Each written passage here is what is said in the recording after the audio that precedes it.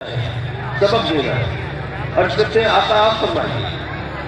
میرے آقا کریم فرماتے ہیں کہ بندہ جب دنیا سے رخصت ہوتا ہے قبر میں پہنچتا ہے تو پھر جب ہم سب قیامت کے دن قبر سے اٹھائے جائیں گے اور ہمارے ہاتھ میں نامہ اعمال سمایا جائے گا اور آپ جانتے ہیں کسی کے سیدھے ہاتھ میں کسی کے الٹے ہاتھ میں، اور یہ خوف کا مقام ہے.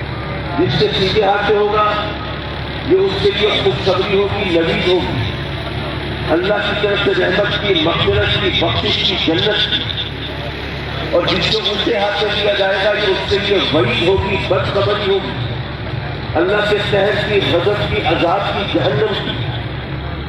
حضرات مکرم، اور اسی لیے میں نصیحت کے طور پر کہتا ہوں، ہم سب کو معلوم ہے کہ سنت طریقہ یہ ہے کہ کوئی چیز لینی ہو یا دینی ہو تو سیدھا ہاتھ استعمال کیا جائے. اگر ہم آقا کریم صلی اللہ علیہ وسلم کی سنت پر عمل کرنے کے عادی ہوں تو کیا خبر قیامت میں ایسا ہو میدان محشر میں. میں کوئی فتویٰ نہیں دے رہا، میں صرف ایک انسانی بات کر رہا ہوں، پاسبلٹی کی بات کر رہا ہوں. ممکن ہے ایسا ہو کہ جب فرشتے آئے نامہ اعمال سنبھالے اور ہماری عادت ہو اور ہم عادتاً سیدھا ہاتھ بڑھا دیں اور فرشتے سیدھے ہی ہاتھ میں نامہ اعمال سنبھالے اور ایک سنت پر عمل کرنے کے سلسلے میں قیامت کے دن کوئی بخشش کی صورت بن جائے. کیا پتہ ایسا ہو. بہرحال نامہ اعمال سنبھایا جائے گا، اس کے بعد ایکسپلینیشن کال ہوگی، جواب طلبی ہوگی، پوچھا جائے گا ہاں بھی بتا تو نہیں یہ جرم کیوں کیا، گناہ کیوں کیا، خلافرمانی کیوں کی، حکم دوری کیوں کی. یار ہم میں سے کچھ لوگ ایسے ہوں گے جو قیامت کے دن بھی تالاب بننے کی کوشش کریں گے، جاؤ لگانے کی کوشش کریں گے، انکار کرتے ہیں، مکر جائیں گے، مولا میں نے یہ گناہ کیا ہی نہیں کیا. یہ سارا ریکارڈ موجود ہے نا، ہمارے اعمال موجود ہے، ایک ایک چیز لکھی ہوئی ہے اور تو کہتا ہے میں نے نہیں کیا. تو جیسے وہ غالب کا شعر ہے مشہور کہ پکڑے جاتے ہیں فرشتوں کے لکھے پر نہا، آدمی اپنا کوئی تعظیم تحریر تھا. مولا یہ نامہ اعمال کو فرشتوں نے کمپائل کیا ہے نا. جب وہ ہمارے اعمال درج کر رہے تھے تو ہمارا کوئی بندہ تھا نگرانی کرنے کے لیے کہ فرشتے کوئی ڈنڈی تو نہیں مار رہے، کوئی گڑبڑ تو نہیں کر رہے، کوئی غلط اینٹری تو نہیں ڈال رہے. مولا فرشتوں نے کوئی چکر چلا دیا، میں نے یہ گناہ نہیں کیا. پھر کیا ہوگا؟ جنہوں نے سورہ یاسین ترجمے کے ساتھ پڑھی ہے وہ جانتے ہیں اليوم نختم علی افواہہم. یہ وہ دن ہوگا جب ہمارے منہ پر مہریں لگا دی جائیں گی، ہماری زبان بندی ہو جائے گی اور ہمارے جسم کے اعضاء کو زبان ملے گی، ہاتھ گواہی دیں گے. مولا یہ کام اس نے ہمارے ذریعے سے کیا تھا، نامہ اعمال میں سچ لکھا ہے. ٹانگیں گواہی دیں گی ہمارے ذریعے سے چلتے گیا ہے، یہ اصل گناہ کرنے کے لیے. یارو سوچو کیسا عجیب وقت ہوگا، اپنے ہاتھ پاؤں اپنے خلاف گواہی دے رہے ہوں گے. اور یہاں پر ایک بات اور بھی کرتا چلوں، ذرا انسان کا ذہن کہاں تک مار کرتا ہے اس کی ذرا مثال دیکھیے. ایک جگہ میں نے اسی طرح یہ گفتگو کر رہا تھا تو ایک ماشاءاللہ بیرسٹر ایٹ لا تھے، انہوں نے مجھ سے پوچھا قاضی صاحب یہ بتائیے کہ یہ جو ہاتھ پاؤں گواہی دیں گے یہ اللہ کے کہنے پر اس کے حکم پر گواہی دیں گے؟ میں نے کہا کہنے لگے کہ یہ بھی بتا دیجیے کہ وہ گواہ جو کسی اور کے حکم پہ گواہی دے تو اس کی گواہی قابل قبول بھی ہوتی ہے. اور ذرا سوچیے کہ انسان کا ذہن کیا چل رہا ہے.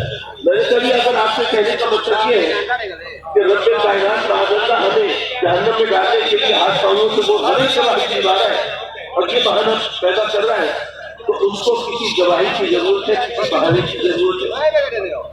میں ہم سب دعا کرتے ہیں مولا ہم سب کی مغفرت کرنا اور جہنم سے محفوظ کرنا اور جنت عطا کرنا. لیکن اگر معذاللہ اگر رب کائنات ہم سب کو جہنم میں ڈال دے تو کیا کریں گے؟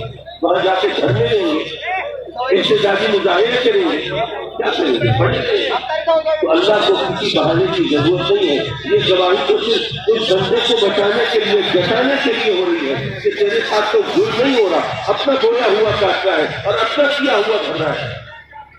بہرحال میں یہ کر رہا تھا کہ آقا کریم صلی اللہ علیہ وسلم نے فرمایا کہ تمہیں پتہ ہے مفتی سے کہتے ہیں صحابہ کرام اسی آقا آپ فرمائیے. آپ نے فرمایا جب قیامت کے دن ہم سب قبروں سے اٹھائے جائیں گے تو ایک شخص ایسا ہوگا، ویسے تو ایسے بہت سے ہوں گے لیکن آقا کریم مثال کے طور پر ایک شخص کا ذکر فرما رہے ہیں. ایک شخص ایسا ہوگا جس کے نامہ اعمال بڑی دیکھیاں ہوں گی، عبادت تسبیح عادت ہوگی، سچے ہوں گے، خیرات ہوں گے، حج ہوں گے، عمرے ہوں گے، نہ جانے کیا ہوگا، لیکن اس سے بہت سے لوگوں کے حق بھی مارے ہوں گے. اب وہ حق معاف کرانے کے لیے نکلے تو مثال کے طور پر پہلے شخص کے پاس پہنچتا ہے، کہتا ہے کہ جناب میں معذرت ہوں، میں ہاتھ جوڑتا ہوں، معافی مانگتا ہوں، پاؤں پکڑتا ہوں، مجھ سے واقعی دنیا میں بڑی غلطی ہوئی، میں نے تجھے تیرا حق مارا تھا، مہربانی کر اللہ کے نام پر مجھے معاف کر دے۔ وہ بندہ کہے گا نہیں، یہاں پر اللہ کے نام پر معافی نہیں ملتی، یہ جان لگا ہوا ہے، حساب کتاب ہو رہا ہے، اعمال سونے جا رہے ہیں، اور تو کہہ رہا ہے کہ اللہ کے نام پہ معاف کر دے، اپنا راستہ پکڑ۔ جب وہ دیکھے گا اس طرح تو بات نہیں چلتی، دال نہیں چلتی، تو کہے گا اچھا ایسا کر اس کا پیچھ سوچے گا کہ اگر تجھے تو اپنا حق مجھے معاف کر دے تو میں اپنے تحجد کے ثواب تجھے دوں گا۔ اگر وہ بندہ اس سے راضی ہوگا، سوچے گا کہ میں نے جو تحجد نہیں پڑھے اور بیٹھے بٹھائے مل رہا ہے تو مجھے فائدہ اٹھانا چاہیے، اگر اس پر راضی ہوگا تو ادھر سے اس کا حق ریلیز ہو جائے گا اور ادھر سے اس کا تحجد کے ثواب وہ اس کے کھاتے میں آ جائیں گے۔ اسی طرح باقی گناہ وہ باقی حق معاف کرانے کے لیے نکلے گا اور جیسے جیسے حق مارے ہوں گے ویسا ویسا ثواب کو دینا پڑے گا۔ ہو سکتا ہے کسی سے حق معاف کرانے کے لیے حج کا ثواب دینا پڑے، کہیں عمرے سے بات کرے اور کہیں صدقہ و خیرات سے کام چل جائے۔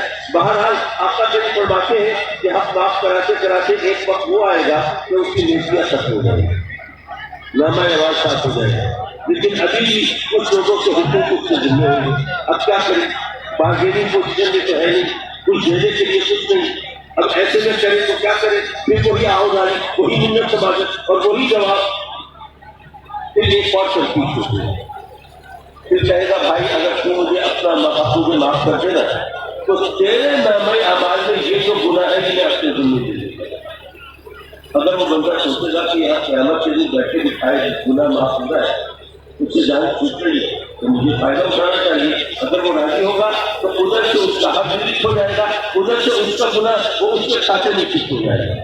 میرے آقا کریم فرماتے ہیں کہ جب وہ تمام حقوق معاف کرا کے فارغ ہوگا تو اس کی اپنی حیثیت تو پہلے تک ہو چکی، الٹا اس کے جامع اعمال میں گناہوں کا انبار لگا۔ آقا کریم فرماتے ہیں وہ ہوگا مفلس، وہ ہوگا غریب و نادار۔ سبب کیا نہیں، ہم سمجھتے ہیں کہ یہ مال دولت زمین جائیداد سونا چاندی بینک بیلنس یہ ہماری کمائی ہے۔ اس حدیث سے پتہ چلا کہ اصل کمائی تو نہیں ہے، اس کے